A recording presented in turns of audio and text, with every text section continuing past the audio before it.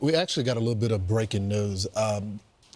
Talking about these deportations, talking about what's happening at the border, what this administration doing. We just got an alert from the Department of Homeland Security that one of the top 3 members of MS13 was just arrested in Virginia. This is a stunning development. The administration has all law enforcement working on this, whether it's ICE, Border Patrol, FBI, Homeland Security, ATF. Everybody is on this. This MS13 person has been in the country, roaming around, and a big arrest from the administration right outside of Virginia. This is what happens when you let good cops be cops. And we're going to continue to let good cops be cops across this country. President Trump gave us the executive decision to go after and safeguard our communities. General Bondi is our warrior of justice leading that charge. Governor Youngkin, it's an honor to be a partner in this operation with you and U.S. Attorney Siebert. This is the mandate we have. Right now we have an American dying every 7 minutes from a drug overdose. That is a national security crisis we have not seen ever before. We have a woman or child being raped every 6.5 minutes in this country. We have a homicide twice an hour. No part of that metric is a safe and secure America. But thanks to the brave leadership of this administration and the folks that you see here, we are returning our communities to safety. As you heard, we took down this morning a top leader of MS13. A few moments later. What's going on? Is DOJ involved at this point? If so, why? If not, why not? Well, first, it was sensitive information, not classified, and inadvertently released. And what we should be talking about is it was a very successful mission. Our world is now safer because of that mission. We're not going to comment any further on that. If you want to talk about classified information, talk about what was at Hillary Clinton's home that she was trying to bleach bit, talk about the classified documents in Joe Biden's garage that Hunter Biden had access to. This was not classified information. And we are very pleased with the results of that operation and that the entire world is safer because of it. All right, guys, so we got to talk about what should be the top news story in the country right now, okay? A major announcement from the Trump administration about the top MS-13 leader, described as, quote, the worst of the worst, arrested in Virginia doing a major Trump-backed operation, okay? So, again, we all know that President Trump has been working his ass off to arrest, deport illegal immigrants, especially violent gang members. Now, again, the mainstream liberal media, they have not been giving him credit for this, even though the American people, one of the reasons why he still has the highest approval rating that he's ever had is because he's executing on his promise, especially when it comes to illegal immigration. Again, you would think that this news would, again, be the top news story in the country, where we can congratulate the Trump administration for fighting crime, right? For saving lives, okay? Getting criminals and thugs off the street and out of this country. One of the most notorious gang members in all of North America is now behind bars after an arrest in Northern Virginia just this morning. One of the alleged leaders of the Salvadoran MS-13 gang was taken down in a joint effort involving multiple federal agencies. News Nation's Ali Bradley is live with more on the operation and the man who was at the top of the FBI's most wanted list, Ali. Yeah, hey, Nicole. So Attorney General Pam Bondi making this announcement today that in the early morning hours with this joint effort between federal partners and also Virginia state officials, they actually apprehended one of the top 3 MS-13 leaders. That's a very violent gang that has been designated as a terrorist organization under the Trump administration. They're saying that they apprehended this man from El Salvador, an illegal immigrant here. And Pam Bondi is saying that this man was recruited at a very early age, and then he actually rose to power. Now, where they got him was in Dale City, Virginia. That's about 30 minutes outside of Washington, D.C. Take a listen to what the Attorney General had to say this morning. He will not be living in our country much longer. He's in custody this morning.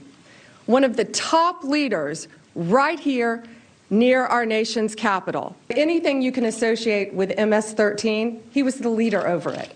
All of the violent crimes. So he's very dangerous. He should not have been in this country. He's from El Salvador, and he was recruited at a very early age, and it rose to the leadership, and you have to be bad, you have to be tough to get there. But he is no longer tough because he is behind bars.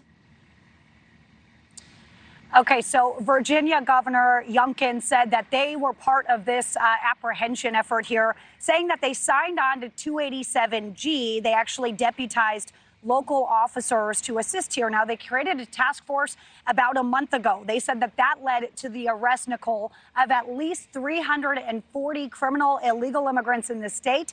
Governor Youngkin standing there today calling for the defunding of these sanctuary cities because that's where some of these individuals, he says, are kind of being shielded and being protected. Now, 287G, that's a program under ICE where generally it allows for jailers to understand somebody's immigration status. They've now expanded that to allow for warrant services and also for these task forces that the governor was talking about being a part of, Nicole. All right, so Ellie, this all happening as DHS Secretary Noem, we know, was visiting multiple countries this week. Yesterday, we saw her land there in El Salvador during News Nation Now. Today, she's in Colombia. What more can you tell us?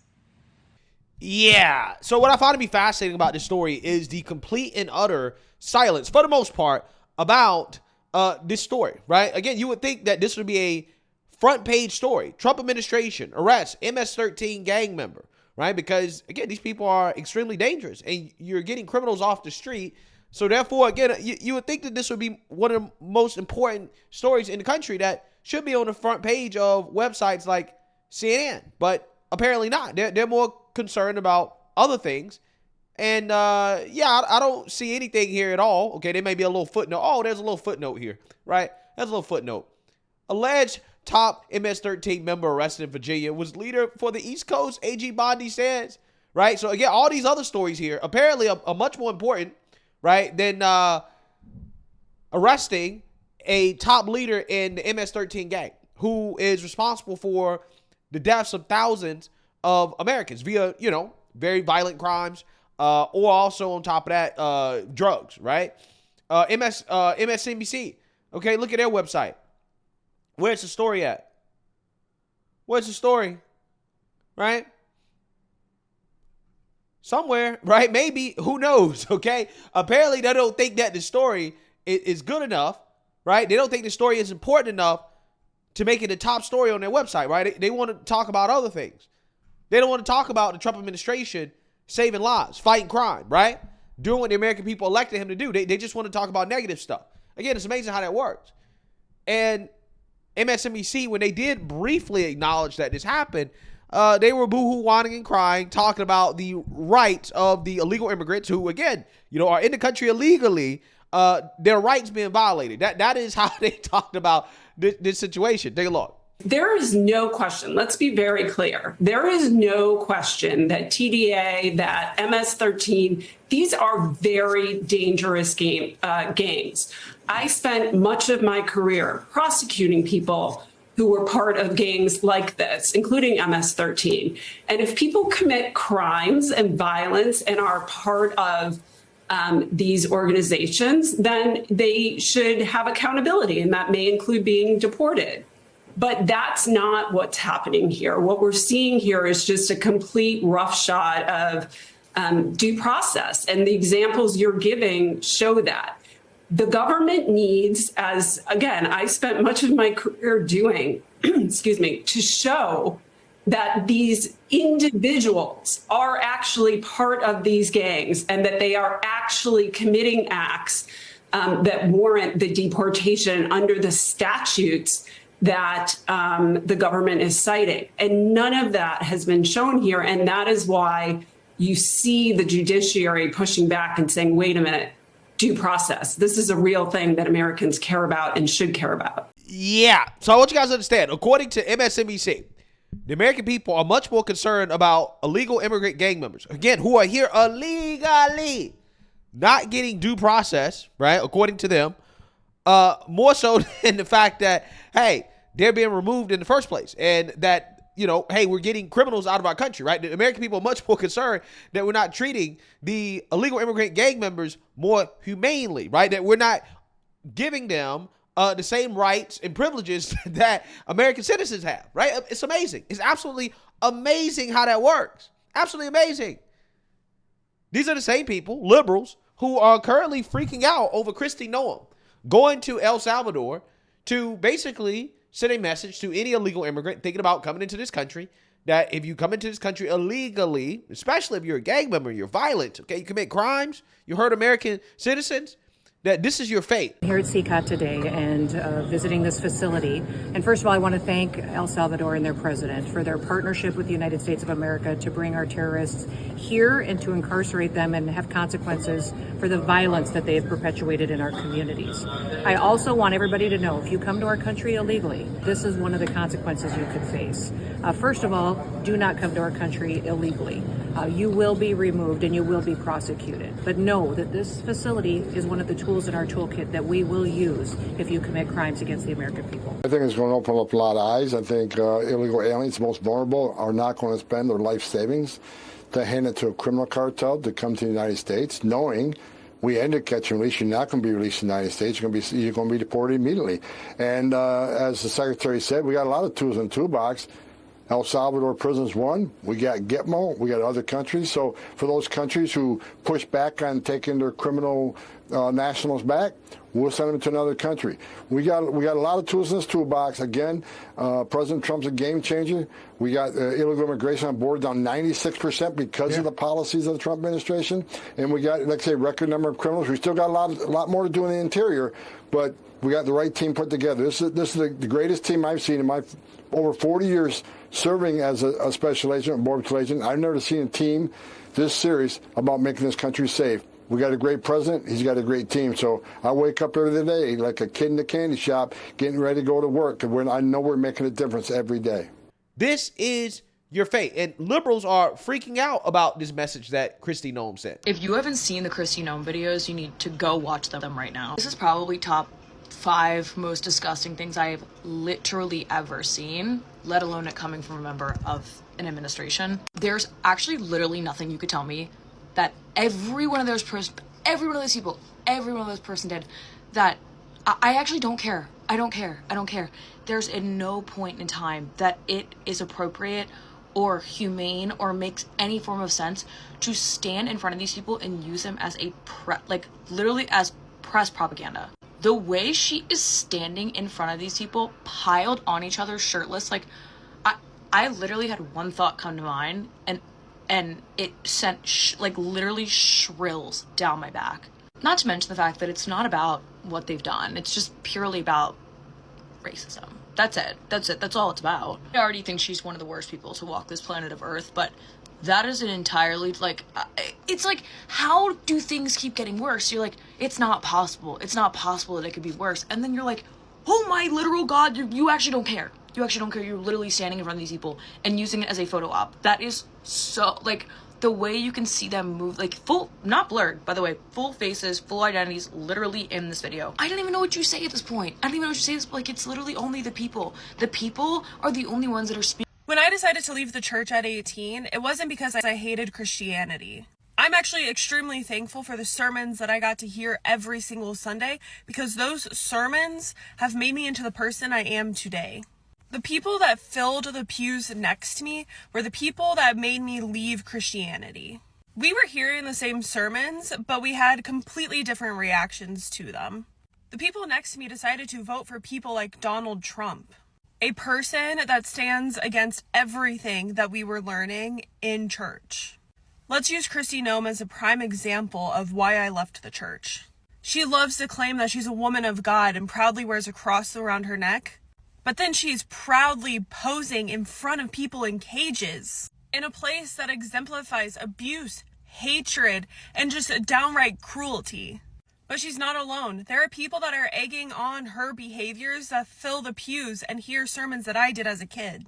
But the reality is that's not what Christianity should be standing for. Our tax dollars paid for that. If you come to our country illegally, this is one of the consequences you could face. Our tax dollars paid for Kristi Noem to stand in front of an entire cage full of people as a backdrop while she stands there with her poorly done plastic surgery and her $60,000 Rolex. Warning to anybody who isn't like us, who doesn't think like us, who doesn't speak like us, who doesn't agree with us. Warning to all of you, this is your future. Fuck you. Mission accomplished.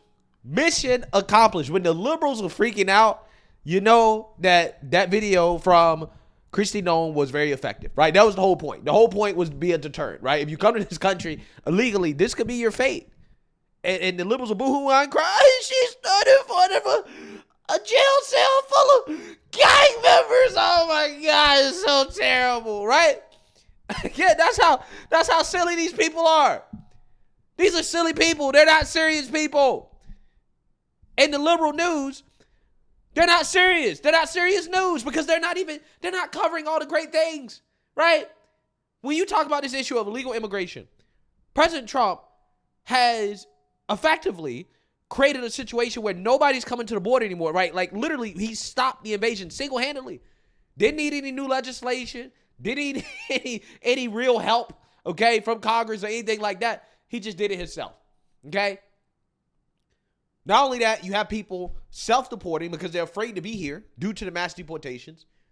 The mass deportations are happening. I don't think we're giving the president enough credit. We're not giving the president enough credit for the excellent job that his administration has done when it comes to this illegal immigration issue. And the thing I love about it the most is that they're not backing down.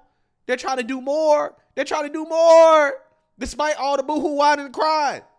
I love it.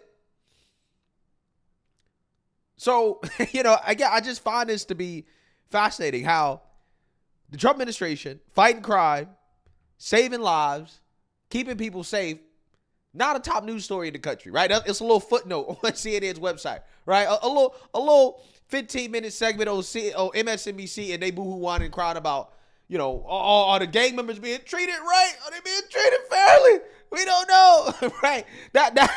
That's what they're crying about. While the American people like me and you, normal folks, I can sleep better at night knowing that this administration is out here fighting crime, right? Getting criminals and thugs and gang members and illegal immigrants off the street.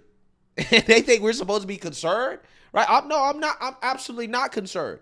And anyway, I'm happy to see that Trump administration, they're doing everything in their power and more to enforce the law, to enforce federal law, and to keep this country safe, to save lives. What he's doing, he's saving thousands and thousands of American lives, and the president is not getting enough credit. He's not getting enough credit. And that is the frustrating thing about covering stories like this, because again, the man is doing what he was elected to do, and the media can't even take time to actually, broadcast to the world that, hey, this country's safer, right? It is getting safer literally overnight because of the president. But they want to talk about a whole bunch of stuff that, let's be real, when it comes to your day-to-day life, right? It's not really affecting us like that, right? It's not really affecting us like that, okay? But when it comes to things that do affect us on a day-to-day basis, again, crime, illegal immigration, okay, law and order, President Trump doing an amazing job. They don't want to talk about it. It's a footnote according to CNN, right? It's amazing. It's amazing the current state of our media. But hey, this is why they've lost credibility. Let me know what you guys think. Make sure you like, comment, and subscribe. Most importantly, share a Black conservative perspective. Peace.